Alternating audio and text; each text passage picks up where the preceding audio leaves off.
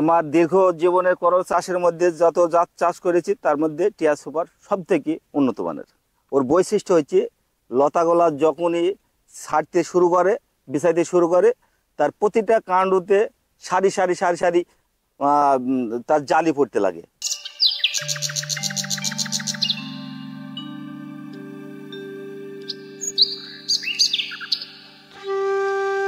আমি বর্তমানে আছি মেহেরপুর জেলার এই গোপালপুর গ্রাম।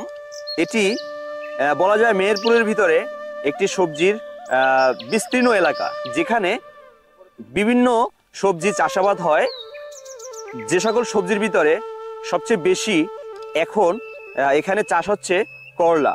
তো আমরা আজকের আপনারা যে দেখতেছেন বিস্তীর্ণ মাঠ করলার, এই টোটাল এই মাঠটিতে এখানে লাল তীরের দুটি জাতের করলা চাষ হয়েছে। তো এই দুটি জাতের ভিতর সবচেয়ে বেশি পরিমাণে চাষ যেটা হয়েছে টিয়া সুপার ও পাশাপাশি টিয়া। তো দর্শক, আমরা কৃষকদের সাথে কথা বলবো, তাদের কাছ থেকে আমরা মতামত দিব, তাদের কথা শুনবো আসলে কেন এই লাল তীরের টিয়া করলা তারা চাষ করতেছেন। আমি মোহাম্মদ আব্দুল আজিজ, আমি একজন ইউপি সদস্য। আমি দীর্ঘ 25 থেকে 30 বছর থেকে করলা চাষ করছি। যে সমস্ত করলার জাত আছে তার মধ্যে সব থেকে টিয়া সুপার উন্নত মানের জাত।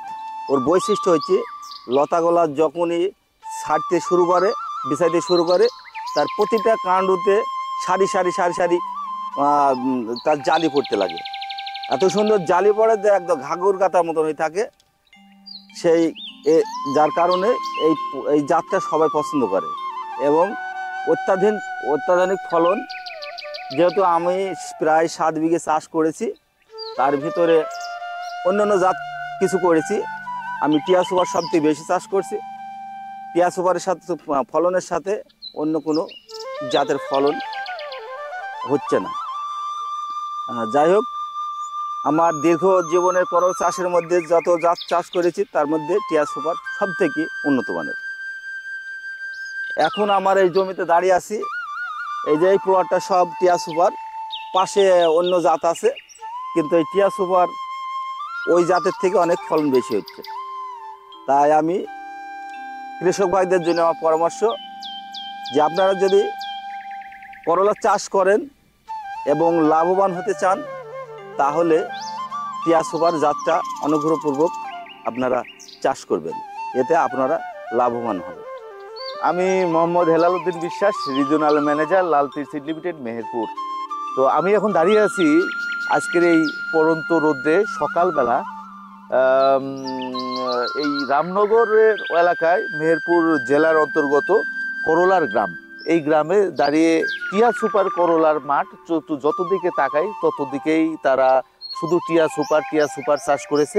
টিয়া সুপার করলার মূল বৈশিষ্ট্য হলো এটা অত্যন্ত তাপমাত্রা সহনশীল একটি জাত এবং এই জাতটা অনেক ফলনশীল। এটা যে কোনো দুর্যোগময় মুহূর্তেও এই গাছটা তার নিজেকে কন্ট্রোল, রোগ প্রতিরোধ ক্ষমতা বেশি বলে নিজেকে তৈরি করতে পারে, যার কারণে কৃষক লাভবান হয়। এই করলাটা অত্যন্ত আকর্ষণীয় সবুজ রঙের হয় বলে বাজারজাতে বেশি এবং বাজারে দামও পাওয়া যায় বেশি। চাষিরা এই করলা করতে অভ্যস্ত এই জন্য যে অন্যান্য জাতের চেয়ে এই করলার গাছ বেশি দিন বেঁচে থাকে এবং বেশি ফল দেয়। বাজারে আকর্ষণীয় রং, সাইজ এবং সব কিছু মূলে কৃষক লাভবান। তাই প্রতি বছর এই এলাকায় টিয়া সুপার চাষ করে। আমরাও লাল তীরের পক্ষ থেকে তাদেরকে বিভিন্ন ধরনের সেবা দিয়ে থাকি যেন তারা ভালো ফলন পায়। আর কৃষক যদি ভালো ফলন পায় তাহলে এ দেশের অর্থনীতিতে একটি বড় ভূমিকা তারা রাখে বলে আমার বিশ্বাস। ধন্যবাদ।